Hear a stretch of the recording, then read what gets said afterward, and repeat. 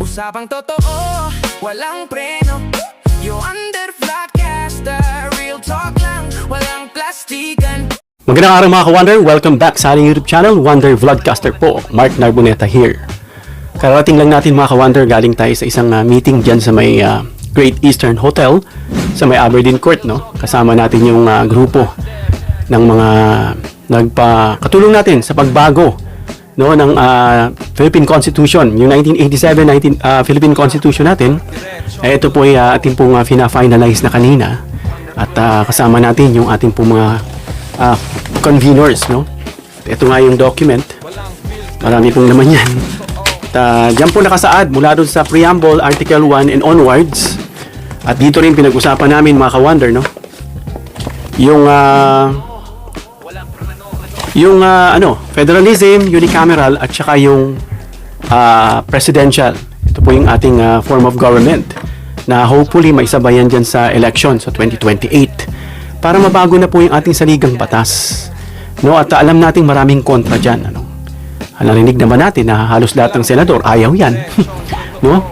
At pipilitin po natin dahil marami na pong attempt, no, na baguhin na yung ating lumang saligang batas. At ito pong bagong ito is naaangkop po ito. Well, kanina po ang speaker namin ay si Attorney Domingo Cayosa, no? Yan po is talagang isa sa pinakamasugid na iniimbita ni Christian Isguera, no, sa kanyang programa sa Facts First. At yun nga, kanina nagsalita siya at hindi na natin ni-record lahat, ano, yung aming pong napag-usapan. Yan, nasa photo. At tatanungin ko sana siya kung ano yung masasabi niya doon sa sinabi ni Christian Isguera sa Pangulo. Kaso mukhang nagmamadali mga ka-Wonder, kaya hindi na natin inistorbo. Picture na lang kami ni attorney ulit. Well, marami nagtatanggol kay Christian Isguera. Itong sila Kristan, ano. Kahit sabihin natin hindi niya naman daw pinagtatanggol, pero friend niya yan, may disclaimer nga, friend niya. Siyempre, sino ba naman maglalaglag sa friend? No, not actually friend na hindi mo naman pwedeng i-bash, pero parang nahirapan siyang ipagtanggol. Ito na lang, bottom line, parang sumobra na ba si Christian Isguera sa sinabi niya? Kasi sabi ni Cielo Magno na isa pang nagtatanggol sa kanya na free speech daw yun, no? Ano daw matatawag sa Pangulo kung nalusutan? Parang ganun ang dating, ano? Ngayon, binabanatan din nila itong si Cielo Magno. Yung tinatawag nilang smiling assassin dyan sa kanilang podcast, ano. Yan daw, may mga nababasa ako rito sa mga comment section na baka daw yun ang nag-influensya kay Christian. Well, anyway, hindi natin alam. Ang tawag din nila kay Cielo Magno is sour graping. Bakit kaya? Yan, siyempre, si Cielo Magno, dating, I think may position sa gobyerno yan noon mga ka-Wonder, ano. Si Cielo Magno, sabi nila secretary siya, pero hindi. Upon my research, she was an undersecretary for fiscal policy and monitoring, not secretary. At siya po ay, I think, tinanggal siya. Parang ganun. Na laid off siya. Sabi nito, Cielo Magno was terminated by Malacanang. Terminated by Malacanang. Uy. Kaya pala galit na galit siya kay PBBM. Pero which administration? Is it under Digong? Under the former President PRRD or the current President? So upon checking, sa under PBBM administration pala. Kaya pala, ina-assume ng tao na sour graping ito dahil siya nga po yung naligwak, natanggal sa posisyon, sa trabaho niya. No? At kumbaga, welcome to the club. Parang ganoon, welcome to the club. Kasi itong si Christian Isguera din pala maka-wonder. Nasibak pala yan dyan sa ANC. Dating, newscaster ba yan? O journalist dyan? Or may isa siyang show, parang ganoon. Well, in other words, parang naligwak din siya mga ka-Wonder. Kaya pala nagdadamayan silang dalawa. Parang ganoon ang punto ng ating pong mga kababayan, ano. At aside from that, pumasok din tong ito po, disclaimer mga ka-Wonder, ha. Iba po si vlogcaster Armand Din. At iba rin po tayo. Yan po tayo. Wonder, yung Juan niya, hindi Wonder, ha. Wonder Vlogcaster. Yan po yung channel natin. Nagkapareho lang tayo dun sa Vlogcaster Armand Din, dun sa Vlogcaster. Kasi itong si Vlogcaster Armand Din, nagiging laman din siya ng content ngayon dahil pinagtatanggol niya rin si Christian Isguera. Siyempre naman, no? Kabaro journalist, parehas silang sa media. Kaya, of course, pagtatanggol niya. At meron pa isa, itong abogado na binabansagan nilang attorney Libagin. Hindi Libagin. Libagin ba yan? Ligutan. Hindi to. Sino ba yung abogado na yun na Randolph ang pangalan? Liga basta yun kasi natandaan ko lang, gino-joke siya, Libagin daw. Parang gano'n, yung abogado na si Randolph. Yan po yung mga nagtatanggol sa kanya. At syempre, ma-identify mo, mga mag-circle of friends sila, mga nag-i-invite, and may kita mo sila, umiikot sila sa mga show. No, may kita mo yan dyan. Kaya pag yun, nakita mo na nag-iikutan sa show, medyo maingat yan magsalita doon sa kanilang kabaro. No, hindi nila pwedeng i-bash yan. Kasi nga, birds of the same feathers are the same birds. Well, anyway, pag-usapan natin mga ka-wonder, na sinasabi nga nila, nitong si Christian Esguerra, no? Hindi ko na sa inyo papanood mga ka-wonder kung nanonotice nyo dito sa channel natin, hindi natin piniplay yung video. Especially if the video is offending doon sa Pangulo. No, kasi ano na yan eh, matik na yan. Common sense na kung iulit-ulitin mo pa, parang ikaw na rin mismo nagsasabi na ganun nga ang Pangulo dahil through the videos of others. Kaya hindi ko na yun piniplay kasi malamang napanood nyo na.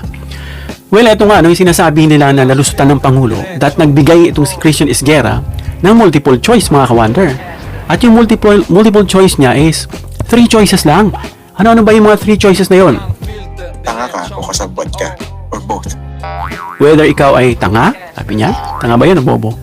O kasabwat ka, pangalawa. And then pangatlo, or both. Ayun yung multiple choice niya. Wala man lang nota. O yung sinasabing none of the above. Wala man lang ganun mga ka-wonder. Talagang puro straight statement. No, na talagang yun ang intention na talagang sabihin na either bobo or tanga or sinasabi niyang both. No? Ngayon, pagtanggol natin si PBBM. Bakit kaya mga ka-wonder, no? Yung sinasabi nating posible bang nalusutan? Kasi yun po yung i-consider natin eh. Posible bang nalusutan si PBBM? Dahil kung nakikinig itong mga bumabanat kay PBBM sa kanya pong pahayag, no, kung paano kahirap, no, pirmahan, busisiin, scrutinize, hindi lang ini-scan ha, hindi lang ginagano ng Pangulo yung mga sinasabing mga budget, mga proposals na yan, coming from the legislators.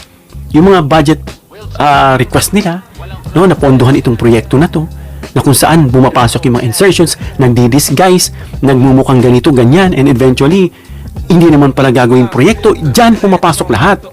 Kaya yung nagbibintang kantanga o bobo o all of the above yung Pangulo, eh malamang kasi wala ka sa posisyon niya. Hindi mo alam, no, kung gaano kahirap.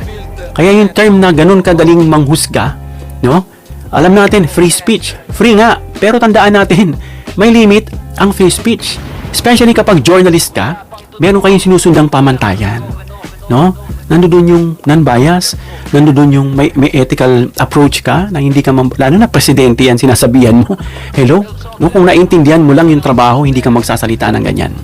May nagsabi pa nga no, sa nabasa ko sa comment section, kung umusga kayo, magsalita kayo, sa kalingkingan sa ginagawa ng Pangulo, hindi nyo kaya i-replicate. Hindi nyo kaya gawin. No?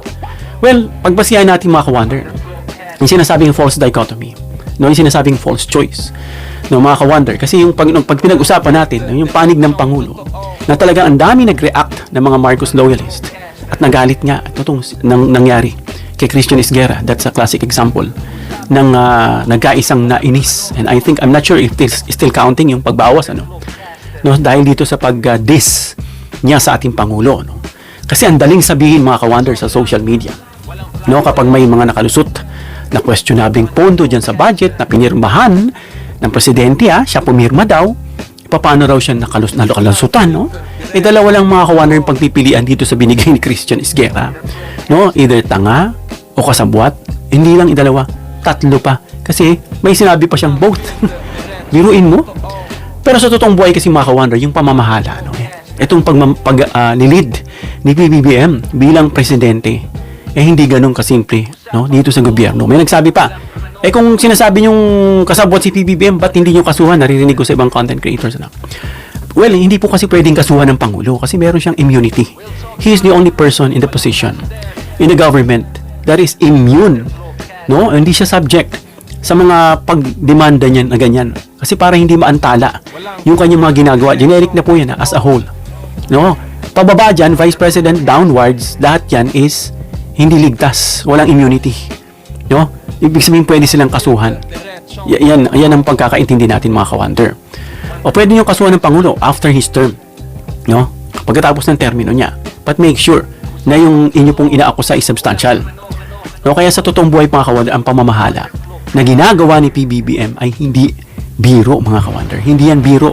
Kaya sa inyong mga nagpupukol, nagja-judge, no, kaya itong mga ating pong mga kapwa, mga pro-admin, talagang tinamaan sila, nainis sila, mga ka-wonder, na ano sila, na-offend sila mga ka-wonder.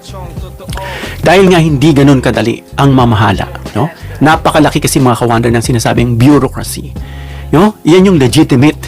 Tandaan po natin yung term na ginamit ko, legitimate o legit o totoong dahilan kung bakit nangyayari mga ganito. No? Kaya ang term natin, sabihin natin na lusutan. That doesn't mean na tanga o kasabwat ang Pangulo. Dito sa susunod natin mga discussions pababa, malalaman niyo po pa, kayong mga nag-judge. No, of course, para sa atin din, para maunawaan natin yung sagot, mga ka-wonder.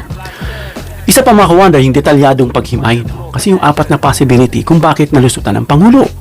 No, meron tayong hinanap na dahilan. No, base sa mga nakakausap natin, ng mga karaang araw pa at yung mga stock knowledge, at yung mga bago nating na-discover. So, apat lang. Ito pong ating pag-uusapan. Una mga ka-wonder, itong sinasabing constitutional na kapangyarihan ng Kongreso. May power ang Congress.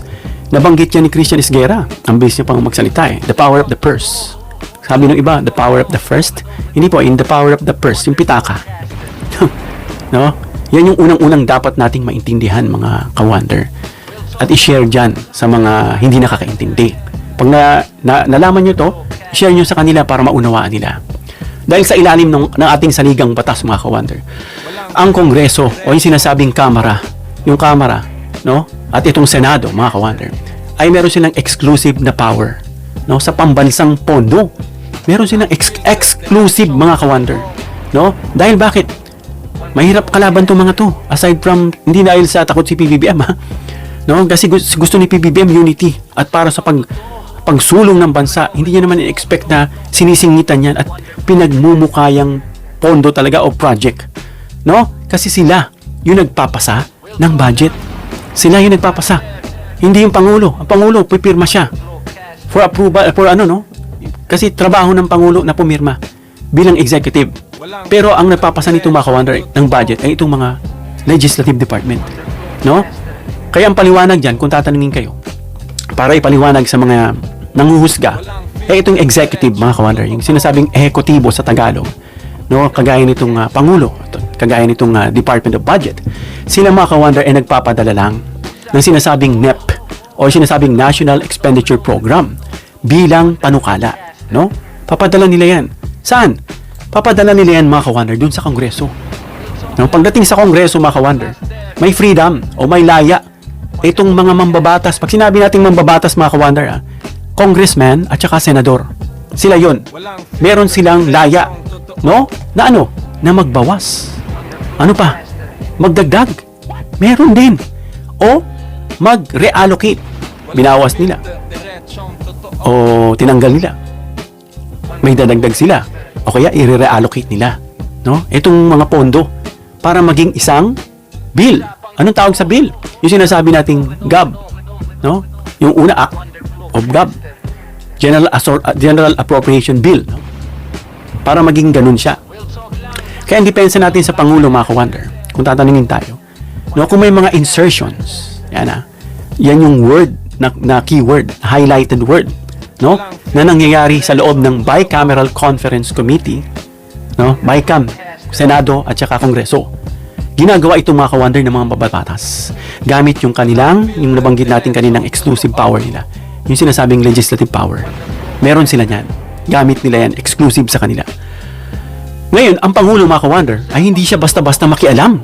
Dahil co-equal sila Executive, Legislative, and Judiciary, co-equal yan. Walang pakialamanan kasi co-equal yan No? Hindi basta-basta pwedeng makialam ang Pangulo sa sinasabing internal process. Dahil then again, co-equal branch nga sila. Habang ginagawa yung sinasabing batas. Otherwise, matatag siya. Nag-overreach ka, Pangulong Marcos. Nangingialam ka, sasabihin dyan. No? Isa pang possibility mga ka-wonder, yung volume. O yung sinasabi nating reality, yung katotohanan, yung sinasabing General Appropriation Act o yung GAA. Ilagay nyo yung posisyon nyo sa sarili nyo, kayong mga nagbibintang. No? Subukan nyong magbasa, kunyari ng isang libro. Tandaan nyo yung sinabi ni PBBM sa illustration niya. Ang kakapal ng ipinapasa sa kanya, pinagpupuyatan niya. At hindi niya kaya mag-isa lang yun, nagdo-double check pa yan. Papagawa niya yan, kaya nga nag-allocate siya sa kanyang alter ego eh. Nagde-disseminate, nagde-designate siya eh. No? Subukan nyo magbasa mga ka-wonder ng isang buong libro. Buti sana kung isang buong libro lang eh. Yung isang buong libro mga ka-wonder ay may libong pages. Libong pages ha. Ilang libong mga pages. No? Na puro numbers. Puro numero. Kasi mga ano yan eh, mga budget yan eh. No? Ano pa? Mga technical terms na mga nilalagay dyan ng mga mababatas. No? Yung mga code ng proyekto. Nilalagay nila ng code para mas madali nilang mahimay. No? Tapos may deadline ka pa. Hindi yan basta-basta, kaya nga sabi ni PBBM, sabi nga ng mga kabinete, ang laki na ng eyebag ni PBBM, puyat na puyat. Ilang oras lang ang tulog? 6 na oras. Babangon ulit. Sapat na yun. Diba? Sabi niya. Kaya tatanungin mo, sabi nga nila, kaya ba ng isang tao yan? Kaya mo pa ba PBBM? Sabi nga ng doktor, you need to rest. Sabi ni PBBM, how can I rest? If I have surmounting problems or issues or things to be resolved waiting for me on my desk. Parang ganun, I just rephrased it. Diba? Kaya ba yun? Siyempre, hindi kaya ng isang tao yun. No? Kaya explanation dyan mga ka-wonder, itong sinasabing GAA, no? Na naglalaman ng libro-librong pages at bilyong-bilyong piso ang halaga ng mga ito na pondo sa buong Pilipinas. Ha? Sa buong Pilipinas. Kaya imposible mga ka-wonder, no? Na isa-isang busisiin ng Pangulo yan. Yung bawat linya. No? Bawat kalsada, ano pa, bawat line item na pinapasok nila, no, sa loob ng maikling panahon dahil may deadline. Kaya ang Pangulo, mga ka-wonder, anong ginagawa niya? Umaasa siya sa kanyang mga cabinet secretaries. No? Particular, dito sa sinasabing Department of Budget and Management, kasi sila yun magbabudget eh. Para dun sa mga nilagay, mga allocation na yan, budget na proposal na yan. No? Para saan? Kung may dapat i-veto niya at suriin yung budget. Yan ang trabaho ng Pangulo. At minsan nga, sabi nga sa pagkakabasa ko, minsan pinipressure nitong mga legislators, itong mga nasa kabinete, no, na yung kanilang pet project ay ipasa. No? Ipasa. At kung may nakakalusot man mga ka-wonder na insertion, no, na nakatago, yan, take note of the term ha, nakatago, nakadisguise sa ilalim ng mga generic na malawak na pangalan. May mga pangalan sila nilalagay dyan na proyekto. No? Generic term. Pag nakita, uy, naiintindihan na. Pero, underneath, dun sa mga sinasabing insertion na yan, nakakalusot sila sa ilalim ng mga generic o malalawak na pangalan ng proyekto. Halimbawa, infrastructure support. Generic name yan. Infrastructure support, marami yan. Yun ang nakalagay doon, mga generic na nakatago doon. No? At hindi ito dahilan mga ka-wonder. Nasasabihin mong tanga ang Pangulo kung naiintindihan mo yung sinasabi mo. Una sa lahat, hindi ka naman Pangulo. Pangalawa, hindi ka naman ekonomista. Journalist ka. O yung isa naman, sabihin natin finance. O sabihin natin, sige, ekonomista ka. Pero nasubukan mo bang tumayo sa posisyon ng Pangulo? No? Or there's something more than that? Dahil sa meron kang chip on your shoulder. Hindi kaya yun? Diba? Kaya hindi dahilan yun para sabihin tangang Pangulo. No? Kasi kung sadyang tinago ito ng maayos mga ka-wonder, yung mga skillful disguising, no, sadyang tinago ng mambabatas, no, at nabigo, no, yung kanyang mga subordinates, itong mga secretaries niya, para i-flag, of course nakalusot. In other words, ilan na yun ang tumabaho? Hindi sasabihin nyo tanga-tanga, hindi perfect sa dami niyan, at hindi lang sa dami niyan, sa pagkakadisguise. Mamaya bababa pa tayo kung bakit ganun na nangyari para maintindihan. Yung pangatlong possibility mga ka-wonder, yung sinasabing line item veto, kung natatandaan nyo, may veto ang Pangulo, billion, I think billion, no? Or hundreds of millions, no? Yung may mga limitasyon. Marami kasi mga ka-wonder nagsasabi, bakit hindi niya ginamit yung veto power niya para burahin yung mga insertions na yan, no? May legal limitation kasi mga ka-wonder sa pag-veto. Na-research ko yan, no? Meron siyang legal limitation. At alam ng Pangulo at alam yan ng mga mababatas. At alam din yan ng mga abogado, mga constitutional, mga siguro mga corporate lawyers. No, ang explanation yan mga ka-wonder. Maari lamang kasi magbito ang Pangulo ng mga particular line items, no?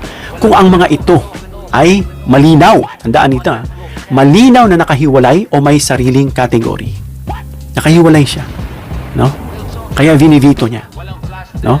Eh kung ang isang budget mga ka-wonder, no? Sabihin natin yung budget na ito, o insertion na isinama yung budget na yon, blend, kinamouflage, tinago, no? Sa isang malaking legitimate na program. Halimbawa mga ka-wonder, pondo para sa tulong sa mahihirap, legitimate na program yan. At alam natin, lahat tayo, especially yung Pangulo, gusto niya, wala nang gutom, wala nang mahirap, no? O yung sinasabing pangkalahatang kalsada, yung mga problem natin, o kahit sabihin natin flood control project, o yung mga infrastructure, o yung flood control nga pala, pagkakaalam ko medyo naka-hold yan, no? Naka-cease, no? O naka-hold yung pag-release ng mga budget sa mga flood control na yan, no? Kaya mga ka-wonder, yung sinasabing veto, yung mga linyang yun mga ka-wonder, ay maaaring magresulta, no? Sa pagkakaparalisa ng buong legitimate program. Diba? Kapag yan ay vinito niya. Ipinasok nga dun sa sinasabing legitimate project, kinamouflage, tinago. Kung vinito niya yon, di paralyze yung malaking legitimate program na yan.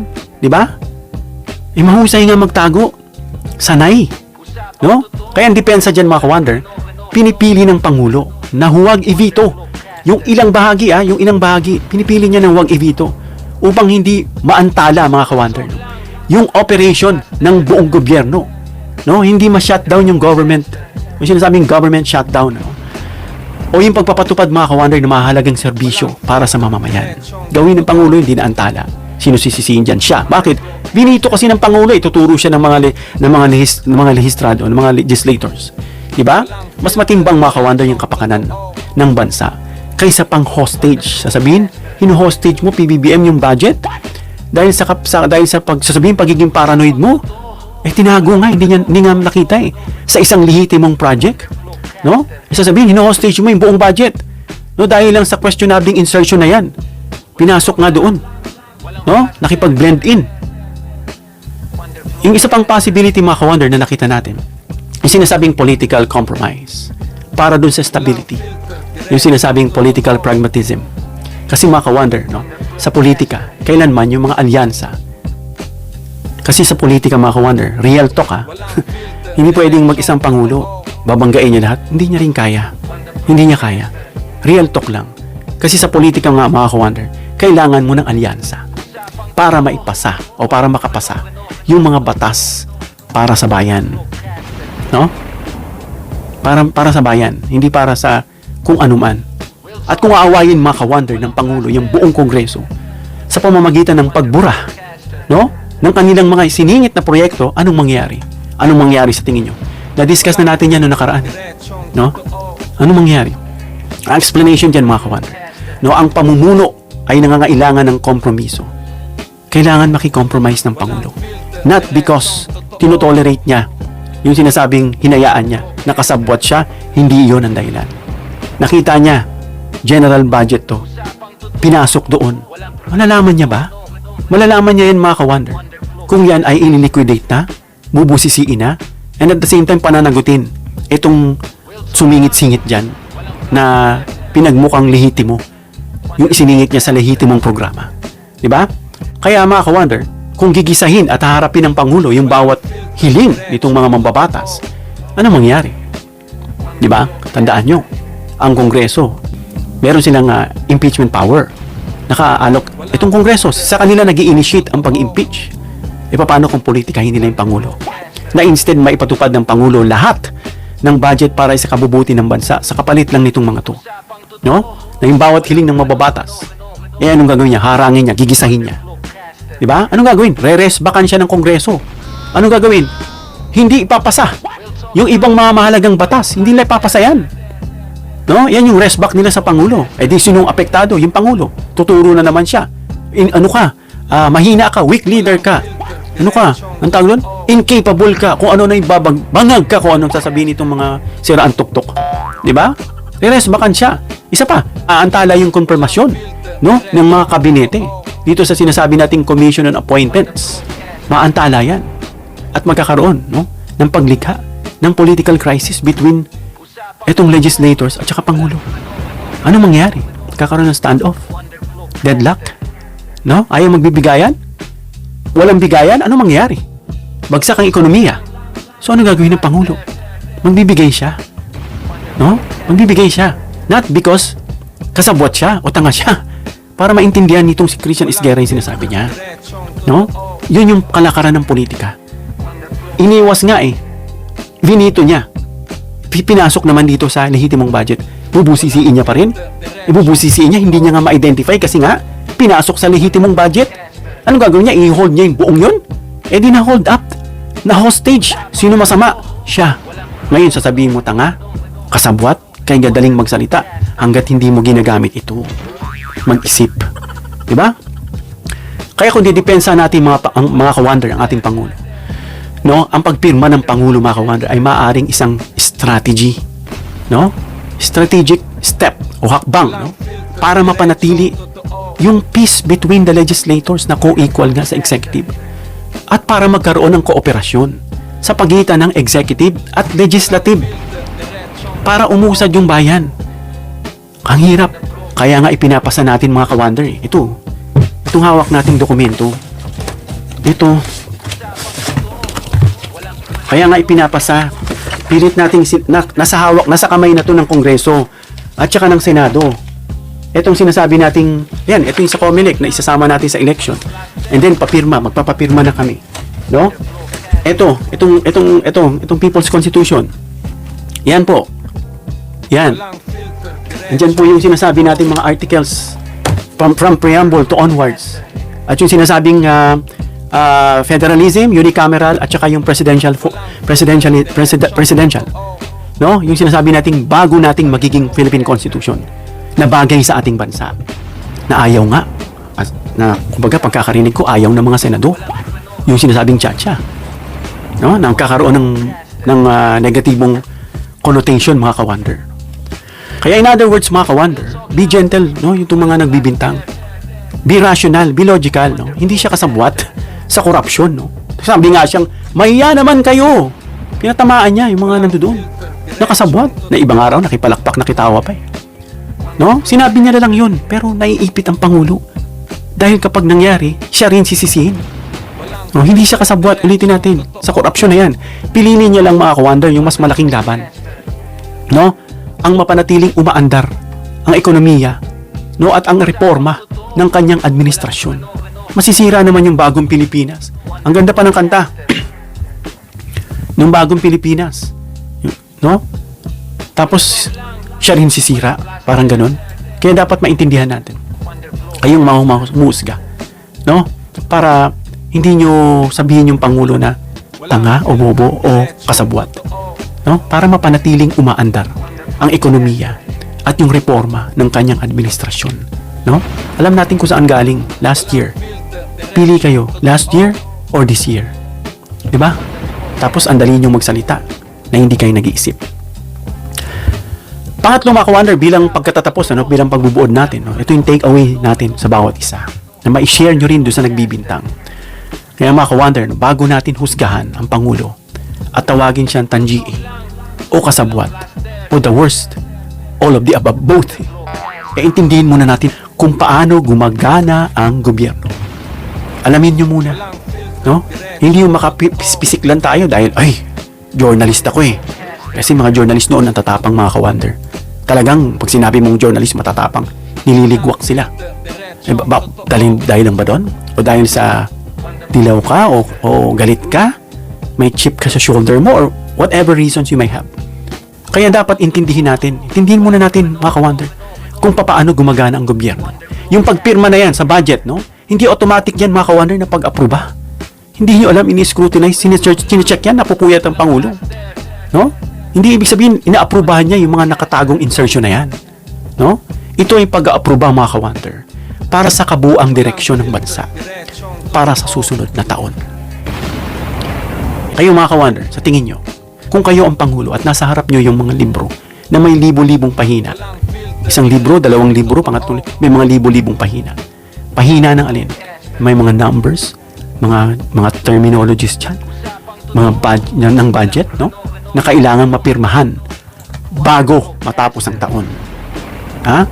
Para hindi ma-shutdown ang gobyerno. Ba? Anong gagawin nyo? I-veto nyo ba yung buong budget?